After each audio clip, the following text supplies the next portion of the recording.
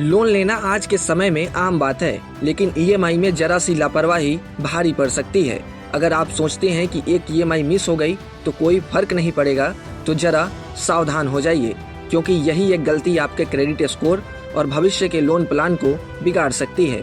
ऐसे में चलिए बताते हैं कि ईएमआई मिस करने पर क्या कुछ हो सकता है और आपको क्या करना चाहिए। अगर आपने लोन लिया है और अगर आपकी पहली ईएमआई मिस हो गई, यानी कि आप पहली ईएमआई नहीं चुकाते हैं, तो ज़्यादातर बैंक और एनबीएफसी इससे पेमेंट में देरी मानते हैं। इस दौरान आपको कॉल या मैसेज के जरिए रिमाइंडर भेजे जाते हैं और लेट फीस भी लगती है, जो कुछ 100 रुपए से लेकर कुछ 1000 रुपए तक हो सकती है। हालांकि अगर आप 1 महीने के अंदर भुगतान कर देते हैं तो क्रेडिट स्कोर पर ज़्यादा असर नहीं पड़ता। अकाउंट को ओवरड्यू जरूर मार्क किया जाता है, लेकिन वह अभी भी रेगुलर कैटेगरी में ही रहता है। लेकिन दूसरी ईएमआई मिस होते ही मामला गंभीर हो जाता है। पेमेंट में देरी 60 दिन तक पहुंच जाती है और बैंक या एनबीएफसी लगातार आपसे संपर्क करने लगते हैं। पर्सनल लोन या क्रेडिट कार्ड जैसे अनसिक्योर्ड लोन में कलेक्शन टीम भी एक्टिव हो सकती है।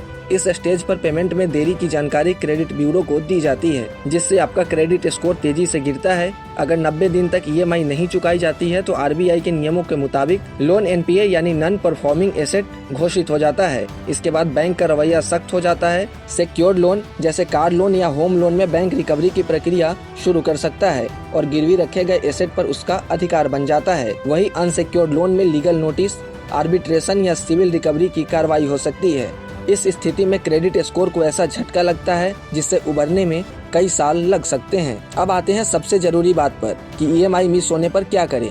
तो ईएमआई मिस होने के बाद चुप न बैठें। एक्सपर्ट की माने तो पहली ईएमआई मिस होते ही बैंक या एनबीएफसी से बात कर लेनी चाहिए।